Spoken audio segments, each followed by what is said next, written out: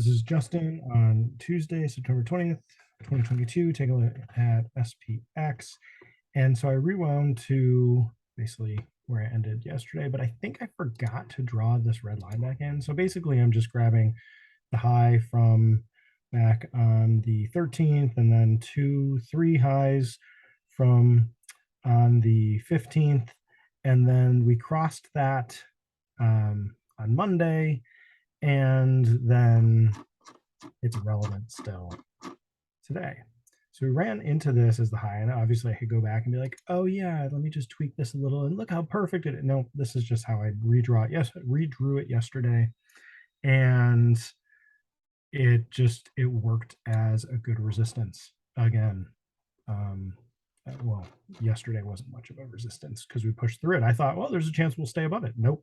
Gap down, S curve right into it. Like, okay, you know the idea of the S curve, right? Like things curve, the markets curve like an S. So like on a bigger time frame, well, bigger time frame, just a bigger, like that's an S. Like, and then the smaller one, like you've got like this, and then this, and this, and lots of little S's. Like, have you seen this? Like, I've seen this on the cover of a book, like, and then we can keep going. Oops, the drawing tool. Keep going like this. I keep bumping the button. My bad. There you go.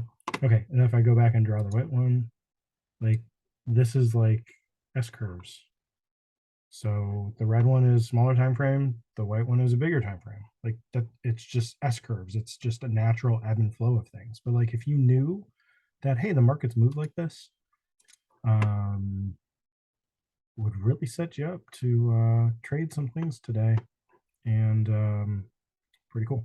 So anyway, there are some really good places to look for resistance to hold, like here. And then like, oh, look, this green line. Hey, we held that as some resistance, like we broke through it, so we didn't really hold. Then we bumped our heads against it multiple times, and then it's like, oh, are we going to get through it? Oh, we got through it. Now we're holding it as support. Like maybe it's a good place to bounce. And then how high can we go? Oh, right back to the open. And then are we going to roll back down? Yep. Oh, we're below this again. Like, look at this. Really nice small candle. I wish it was a bullish candle getting, I mean, this is the bulls getting trapped.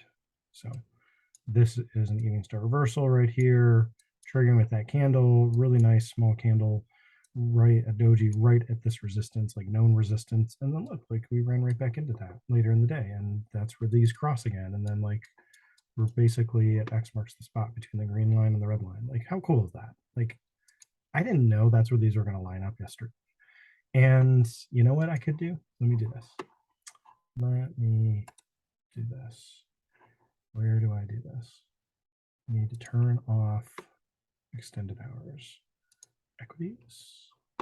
Extended hours off. Apply. What's that going to do? Is that going to help? Is it going to help my line? Better, worse? Now it's about the same. Okay. I thought, oh, maybe it's going to like make it line up perfect. Turning off the extended hours. I don't know why extended hours are on. I probably don't need them on. Like SPX doesn't trade extended hours. I might just leave the chart like this. The options still, like, I don't know why, but there's options that are extended hours. Like it just doesn't make sense to me. I don't know. Not sure what's going on there. Anyway, but like, look at the green line. So the green lines are from, let me just zoom back out. Like the green lines are from the last 2 days. Like this low through here, bouncing it off with hammers. Didn't quite get there today. Sailed right on through it, kind of retested, pushed lower. When we were doing this, so I'm going to zoom back in again. I looked at the market when we were doing this. I'm like, what is this? Like 4 bear candle, 5th bear candle in a row? Like we shouldn't be this down this far. This is like crazy selling. And then all of a sudden, ripped higher. I'm like, I missed that chance to get in bullish. Saw the opportunity. I'm like, I should buy something down here. I should buy a call down here. Yeah, that would have been a great place to spend $3 for a call that went up to 16, 18, anything like that. Like got back up into like the previous, previous low, previous retest high. Yeah, like 16. Buy at 3, go up to 16. Like that's the 38.50 call. That worked great. Like you get the same kind of S curve on the options here. And then same thing on the put. So the 38.50 put, like this came down to like $4, right? 350, 320. I say 320. So like right through here, that was this hot. Like look at that hammer. Like short something off of that hammer at the open. Come on, like bulls. Who's buying here? Bulls are trapped. It's not a red line. Like crazy good day for bullish plays, bearish plays, anything. Get the green line framework from yesterday. Like somehow lines I drew in the last 2 days on these videos, you have the exact levels, copy them onto your charts. Like seriously, I'm not doing anything special to draw these lines. Like put them on your charts, see if they work, learn how to trade with these lines. Like this was such a good line. I I say that, and then I didn't have this chart in front of me all day today.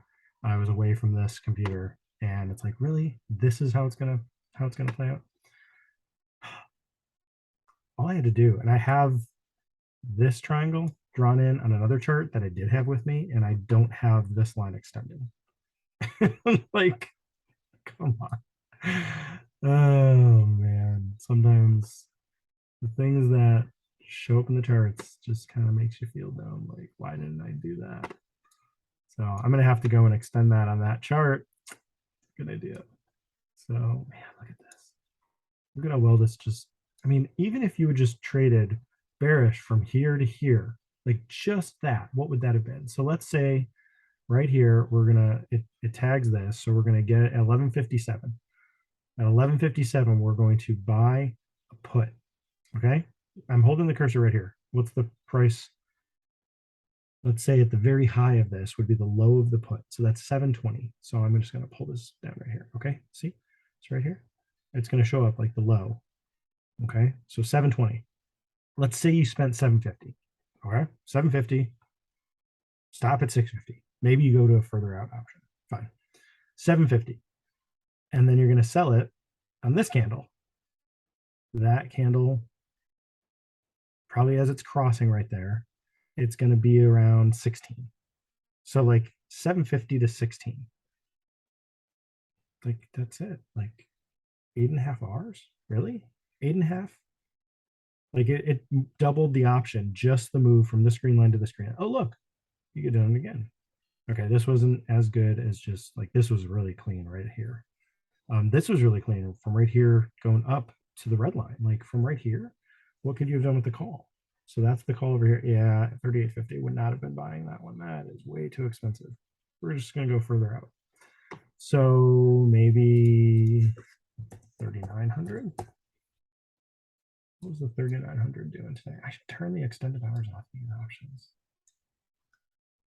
So 3,900, I could have spent $1.50, easily $1.50. It went up to 250 easily. So I made an R, 150 to 250. And I made an R in less than half an hour. I mean, I didn't do this, but if I had this chart in front of me and that green line from yesterday right in front of me, it's like, oh, maybe just buy right there. It's a good spot to buy. Or maybe the 38.75. What did that one do? The range on this was still about $1. Okay, so you're buying, let's say you're just buying at 550. Is that the low? 550. Maybe you're buying at 6. So buy at 6, and then you sell at the red line, and the red line is up at like 10. Maybe, so like buy at 6, sell at 10. That's 4R, right? Like that's 4R in not even half an hour. What did I say, half an hour? These are 3-minute candles. It's like 15 minutes, 18 minutes, under 20 minutes. Okay, and then this candle comes in later in the day. This candle, I'm pointing up over here. I'm just pointing at the SPX 3-minute. This candle comes in. Okay, so we're gonna go back to the 38.50 because this is crazy. I'm gonna zoom way in. Okay, that candle comes in. We need to zoom in more. That candle comes in. What could you do? You could wait for it to touch the green line. Sure. Okay, that's fine too. Wouldn't have filled. you can wait for the option to pull back into half of the body. So let's say that's around like 6. Okay, buy at 6, 6 by 5, that you probably would have been stopped out. Knowing my luck on these, I would have been stopped out. I don't know if 38.50 would have worked. Let's go back to 38.75 just to make the point. So this, and then I'm going to zoom in way over here on this, and then we'll just zoom in because I don't need negative prices. So like this candle comes in, and then you can almost buy it below that candle. You can buy this for $50. So spend $50, and it goes to $200, or 50 to 200. Like over here, oh, not even over there, like right here, this lower wick looks like it would have filled you at $50. Actually, it looks like it would have filled you at $25. Well, maybe not at 25, maybe 35. Anyway, you could easily spend 50 anywhere in here, and then flip it out for $1 here, or buy at 50 and flip it for $1 here, or for $1.50 or 2. Like, this is how easy this is when this just moves. Just pick an option that you're comfortable losing that risk, do absolute zero, buy an option for 50, just one, just see how it moves, get a feel for how it moves. Or, I mean, buy over here on its way down. Like, this is what I should have done. I'm like, this is a lot of selling. And I'm usually talking myself out because I'm like, if I'm going to buy down here, I don't think it's going to go all the way back up to 38.75. It has to go all the way back up to 38.75 for this option to be worth anything.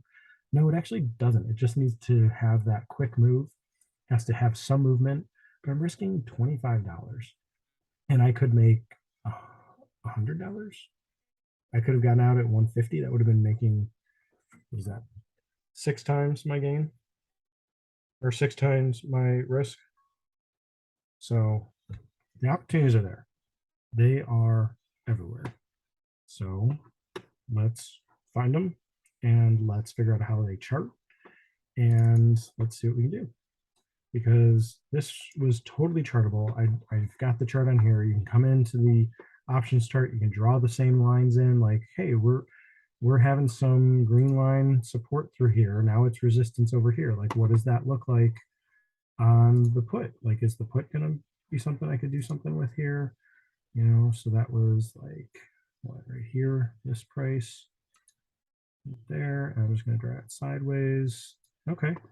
So if we get below it, you know, okay, maybe this option is not the right one because it's giving me, like, if I just get in at this red line, which this red line's at like 8, and then I have a stop below the low, and that's 7. Oh, that would have worked. That's $100.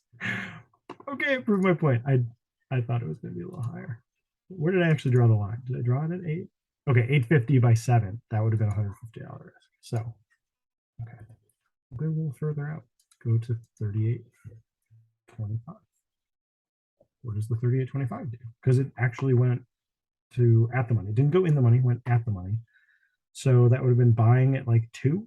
Yeah, could have spent $2 on an option, so 200. And that, even just going from here to here, that would have been 6. So that's 4R. And then it pulled back again and it went up higher, and you could have gotten out at 10 at this low.